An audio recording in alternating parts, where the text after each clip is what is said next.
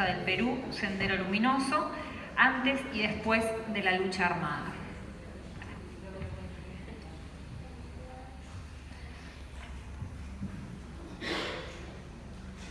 Buenas noches a todas y todos. Quiero primeramente agradecer a Luciana Seminara por la minuciosa preparación de este panel. Ha sido un gusto trabajar con ella realmente. Agradecer también a Cristina Viano, porque creo que no estaría aquí si no lo hubiera conocido. Nos conocimos en Lisboa hace unos años en un coloquio sobre mujeres y lucha armada.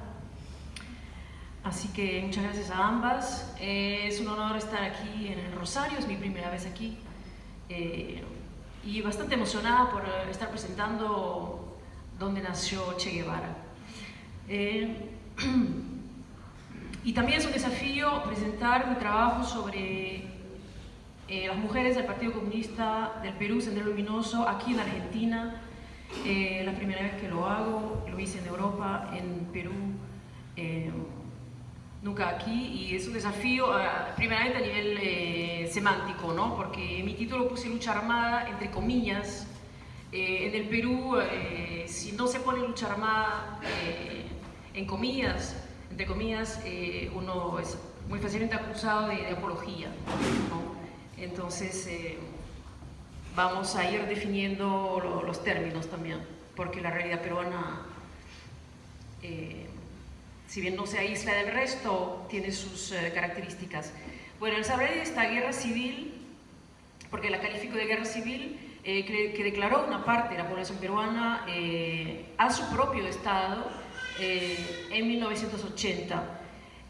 Bueno, el clima político internacional de esos años, de los años 60, corresponde también en el Perú al surgimiento de movimientos revolucionarios organizados en el marco de sucesivos gobiernos militares del 62 al 80. Y bueno, no es un país que es una isla, el Perú no está aparte.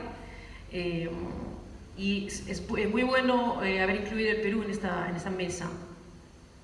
Bien, cuando hablo de guerra civil, hablo de la guerra popular, entre comillas, del PCPSL, heredero, que se considera heredero del Partido Socialista creado en 1928 por José Carlos Mariátegui.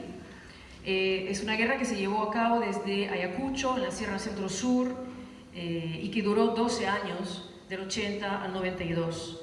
Ayacucho era entonces la región más pobre del país, y a nivel nacional el 80% de la población pobre vivía entonces en los Andes.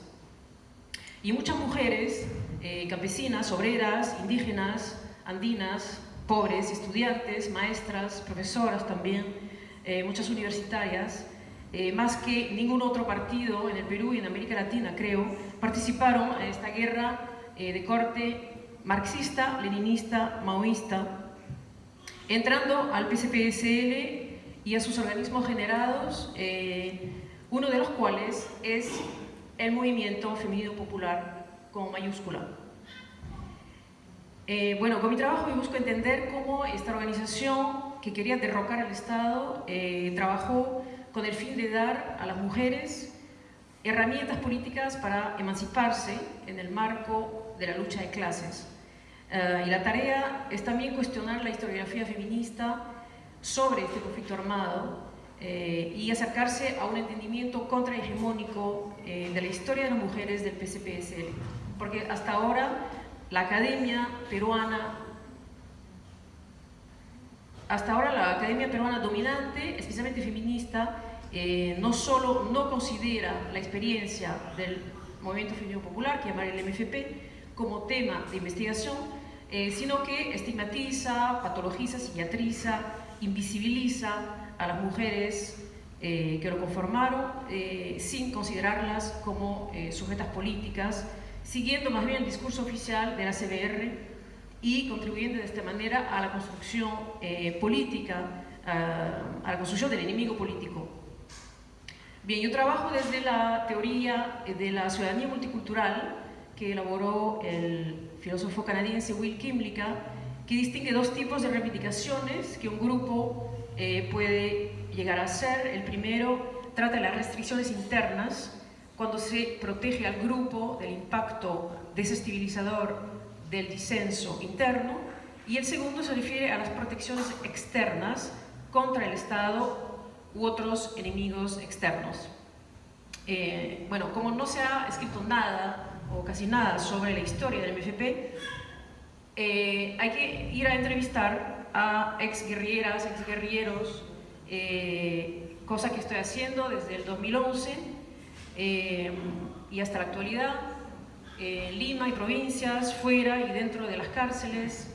Se trata de recoger sus voces desde el conocimiento situado, sin, y eso es bastante difícil, sin moralizar su integración a esta lucha armada. Bueno, para entender el surgimiento del PCP-SL hay que tener presente obviamente el contexto nacional desde por lo menos los años 40 a los años 60, con las luchas campesinas, obreras, estudiantiles.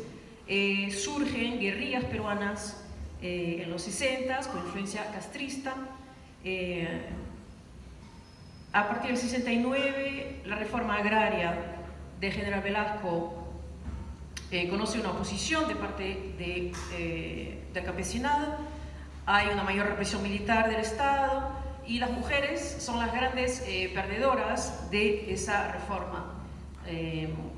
La semilla del movimiento femenino popular se encuentra precisamente en la fracción femenina del Frente Estudiantil Revolucionario, el FER, formado en Ayacucho en el 63-64 por Augusta Latorre, junto con universitarias. Todas mis entrevistadas me hablaron mucho de Augusta Latorre y la voy a presentar porque es un personaje clave, central en esta revolución. Augusta nació en 1945, hija de un alto dirigente comunista, y fue parte de la Juventud Comunista del Perú a finales de los años 50, y también fue parte de la guerrilla del Partido Comunista en 1965.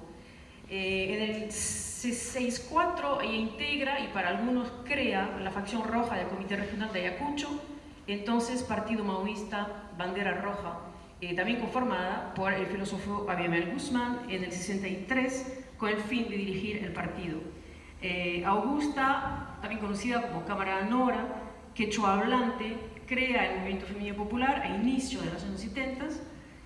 Era segunda entonces en la jefatura del PCP, dirigido a partir de 1970 por Guzmán, devenido, como lo saben, presidente Gonzalo, con quien Augusta se casa en 1964. La base ideológica y política de la sección femenina del FER es la tesis marxista de la emancipación de la mujer en base a su doble opresión por el patriarcado y el capitalismo. Las feristas forman escuelas de cuadros, grupos de mujeres en todo el país, en las fábricas, barriadas y universidades, en las ciudades o cooperativas azucareras, comunidades y centros mineros en el campo. El MFP, bueno, fue impulsado por Augusta como parte del activismo revolucionario que precede toda guerra, aplicando la experiencia china del trabajo abierto y trabajo secreto. Los principales organismos generados de este partido fueron el movimiento de obreros y trabajadores clasistas, el movimiento de campesinos pobres, el movimiento clasista barrial, el Frente Estudiantil Revolucionario, el Frente Revolucionario Estudiantil Secundario. Y voy a citar aquí a uno de mis entrevistados. Lo que hacía Augusta era tomar a las mujeres más aguerridas, más pobres, las educaba y las integraba al movimiento. Armamos la sección femenina del FER, luego la sección femenina de la Federación de Hogares, del Frente de Defensa del Pueblo, de las Trabajadoras del Mercado, de la Federación de Campesinos de Ayacucho, etc. Y con todas ellas se armaban las convenciones de mujeres. En 1973 se publica la Declaración de Principios y el programa del FER de Ayacucho, en quechua y en español, en el vocero Rimariña Warmi Habla Ya Mujer, que plantea primero la movilización clasista de las mujeres alrededor de la revolución peruana antiimperialista y antifeudal, la lucha contra la opresión de las mujeres en todos los campos, el cumplimiento, defensa y ampliación de derechos para las mujeres, la movilización política de las mujeres con propaganda y agitación en base al pensamiento de Mariátegui, es decir, construir el Perú desde los y las indígenas y hacia el socialismo, relacionando siempre lo local con lo internacional, la formación de la conciencia clasista para servir al pueblo y ligarse a las masas en lucha por sus derechos, el combate por la formación de la Federación Nacional de Mujeres del Perú y del Socorro Rojo, la creación de un órgano de prensa que sea expresión clasista de las mujeres y la construcción de alianzas con las mujeres del Frente Revolucionario Mundial, con los pueblos oprimidos que luchan contra el imperialismo norteamericano y el revisionismo soviético. Fin de cita.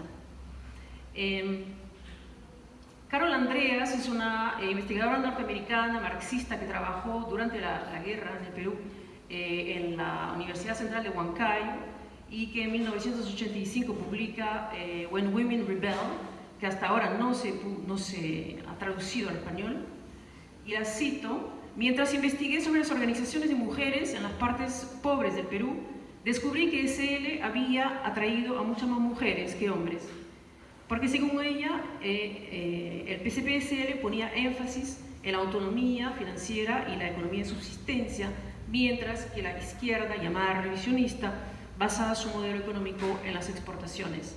Y dado que las mujeres andinas son las primeras participantes en la economía de subsistencia y que son excluidas de los beneficios del desarrollo, en esa época muchas integraron al MFP y por ende al PCP-SL. Siempre según esta autora, el MFP de Sendero insistía en que la cuestión de la mujer no era una contradicción secundaria que podía ponerse de lado hasta después de la revolución. El movimiento pareció ser una respuesta radical a la supersubordinación de las mujeres indígenas. Guzmán y Latorre nunca abandonaron el énfasis sobre la igualdad de género dentro de la organización, inclusive cuando el desarrollo y la implementación de la estrategia militar empezaron a tener prioridad sobre la propaganda. Fin de cita.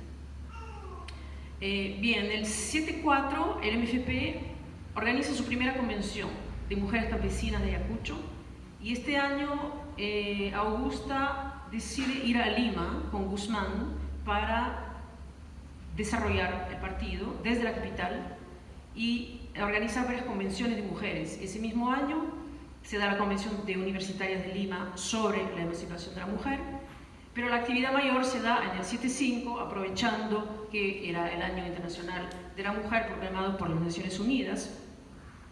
Y ahí el PCP-SL organiza 5 grandes eventos: la Asamblea Nacional de Mujeres, la primera Convención Nacional del MFP, la Convención de Mujeres Obreras, la Convención de Mujeres Pobres de Barrios y Barriadas de Lima y la Convención Nacional de Universitarias sobre Emancipación de la Mujer.